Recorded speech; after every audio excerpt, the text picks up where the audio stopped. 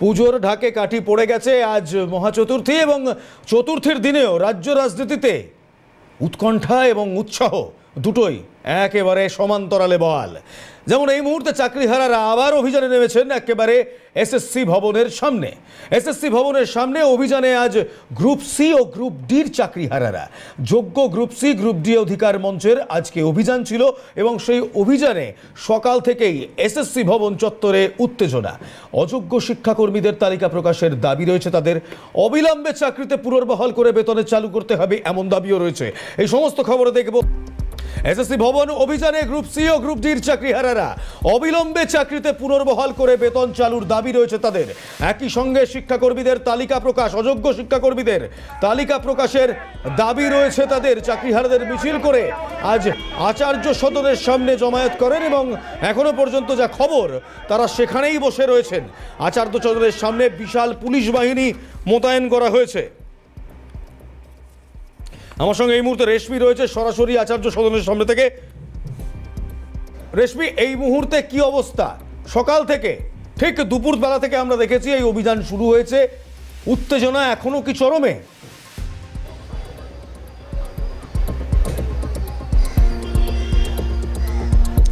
দেখো, চারিদিকে পুজো রব এবং দুর্গা পুজোয় মেতে উঠেছে গোটা কলকাতা এবং গোটা পশ্চিমবঙ্গ। আর সেই আবহে রাজপথে নেমেছেন চাকরি প্রার্থী এবং চাকরিহারারা। যেখানে চারিদিকে আলোর রোশনাই, সেদিকে চাকরিহারারা বলছেন তাদের জীবনে নেমে এসে ঘন কালো অন্ধকার। এবং দেখতে পাচ্ছ যারা চাকরিহারারা রয়েছেন, এসএসসি গ্রুপ সি এবং ডি চাকরিহারারা যারা নিজেদের যোগ্য বলে দাবি করছেন, ইতিমধ্যে আচার্য সদনের বাইরে তারা বসে রয়েছেন এবং সেখানে তারা প্রতিবাদে অংশগ্রহণ করেছেন। এখানে দেখতে পাচ্ছ তারা রাজপথ অবরুদ্ধ করে বসে রয়েছেন এবং তারা বলছেন তাদের দাবি না মিটলে এসএসসি চেয়ারম্যানের সঙ্গে সরাসরি তাদের কথা না হলে তারা কিন্তু এই রাজপথ ছাড়বেন না। এবং যারা চাকরিহারারা রয়েছেন তাদের সঙ্গে কথা বলবো। পাশাপাশি সকাল থেকে ইলমাস যে ছবি আমরা দেখিয়েছি যে একদিকে চাকরি প্রার্থীরা অর্থাৎ SLST 2025 অর্থাৎ কিছুদিন আগে যারা পরীক্ষা দিলেন সেই চাকরি প্রার্থীরাও কিন্তু রাস্তায় নেমেছে মাদ্রাসার চাকরি প্রার্থীরা এবং এই চাকরিহারারাও রাস্তায়। আপনাদের আজকে কি কি দাবি রয়েছে? 5 দফা দাবি আপনারা বলেছেন, মূল দাবি কি কি? আমাদের প্রথম দাবি হচ্ছে যোগ্য অযোগ্যের লিস্ট সুপ্রিম কোর্ট যেমন বলেছিল যে 26,000-এর মধ্যে যেগুলো যোগ্য তাদের লিস্ট প্রকাশ করতে হবে, সেক্ষেত্রে কমিশন শিক্ষকদেরটা করেছেন কিন্তু আমাদের এখনও করেননি। তাই আমাদের কি যোগ্য অযোগ্যের লিস্ট পাবলিশ করা প্রথম। 2 নম্বর হচ্ছে আমাদের যে 7 মাস বেতন বন্ধ, 7 মাস আমাদের বেতন বন্ধ, আমাদের এই 7 মাস বেতন বন্ধের ফলে আমাদের সমস্ত জীবন জীবিকা অন্ধকারাচ্ছন্ন হয়ে গেছে। সেই পরিপ্রেক্ষিতে আমাদের কিছু ব্যবস্থা করবে। আপনারা কি আজকে চাইছেন এসএসসি চেয়ারম্যানের সঙ্গে দেখা করতে? হ্যাঁ, আজকে আমরা এসএসসি চেয়ারম্যানের সাথেই দেখা করতে এসেছি। এখানে চেয়ারম্যান নেই, পুলিশের আধিকারিকরা জানালো, তারা বললো যে অন্য আধিকারিকের সাথে দেখা করবে কিনা, আমরা তাতে রাজি হইনি। ওনারা বলেছেন বিকাশ ভবনে এই জমায়েত এই অবস্থান থাকবে, পুজোর দিনগুলোতেও কি এই জমায়েত এই অবস্থান থাকবে নাকি এটা শুধুই আজকের জন্য কিংবা পঞ্চমী ষষ্ঠী অবধি? পুজোর আনন্দে পুজোর মেজাজে রয়েছে গোটা পশ্চিমবঙ্গ, সেক্ষেত্রে আপনারা রাজপথে রয়েছেন। এইভাবেই কি রাজপথে আপনারা বসে থাকবেন পুজোর কটা দিন যতক্ষণ দাবি পূর্ণ না হবে? আপনাদের কি পরিকল্পনা রয়েছে পুজোর 4 দিন? দেখুন, দুর্গোৎসবের যে আমেজ সেটা আমাদের মধ্যে আজকের দিনে দাঁড়িয়ে নেই এবং আমাদের মতনই যুব সমাজ যা আছে আমাদের রাজ্যের, তারা আজকে বিভিন্ন সংগঠনের দিক থেকে রাস্তায় নেমেছে। তারা হয় প্রাইমারির জন্য চাকরির জন্য এসেছে, নয় মাদ্রাসার চাকরির জন্য এসেছে। আদৌ থেকেই রাজ্যের যুব সমাজ আজকে রাস্তায় এসে দাঁড়িয়েছে। এর একমাত্র কারণ হলো এই সরকার, এই অপদার্থ সরকার। তার অপদার্থতার জন্যেই আজকে যুব সমাজের ভবিষ্যৎ এটা দুর্গাপুজোর প্রাককালে আজকে সবাইকে রাস্তায় এসে দাঁড়াতে হয়েছে। আপনারা কি পুজোর 4 দিন যদি দাবি না মেটে রাস্তায় থাকবে? হ্যাঁ, আমরা সেরকমই পরিকল্পনা করছি যে আমাদের দাবি যাতে মানা হয়, যদি না হয় আমরা সেরকম ধরনেরই পরিকল্পনা নেব।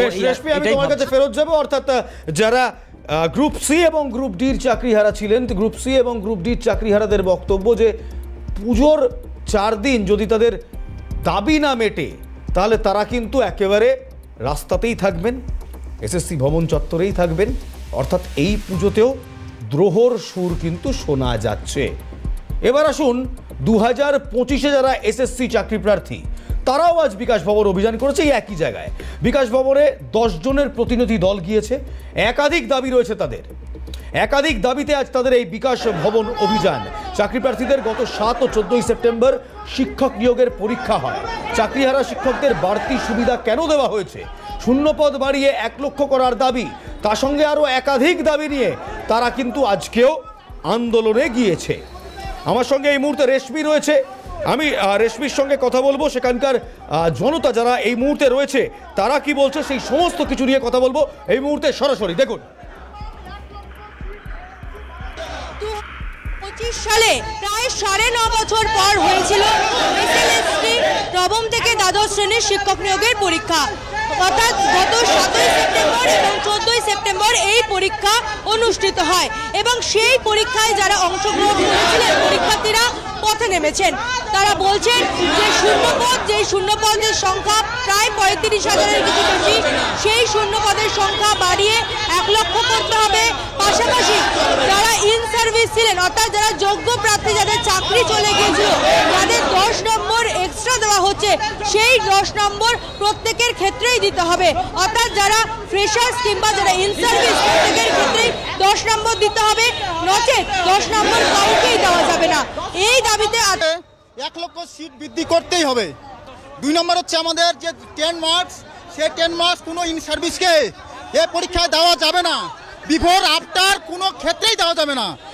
আমরা বাংলা শিক্ষা ব্যবস্থাকে বাঁচানোর জন্য, আমাদের বেকারত্বের অবসানের জন্য আমরা মাননীয় শিক্ষামন্ত্রীর কাছে এবং শিক্ষা সচিবের সঙ্গে দেখা করতে এসেছি। আমাদের মূল দাবি 5টা।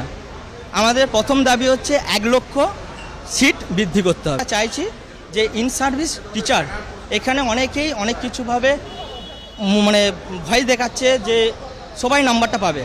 আমরা চাই 10 নাম্বারটা যে সমতা অধিকার। আচ্ছা, আমাদের মহামান্য সুপ্রিম কোর্ট থেকে অর্ডার দেওয়া হয়েছিল যে 10 বছর তো কোনো নিয়োগ নেই, বলা হয়েছিল যে এনসিআরটি রুল অনুযায়ী 40 বছর অবধি পরীক্ষা দিতে পারবে।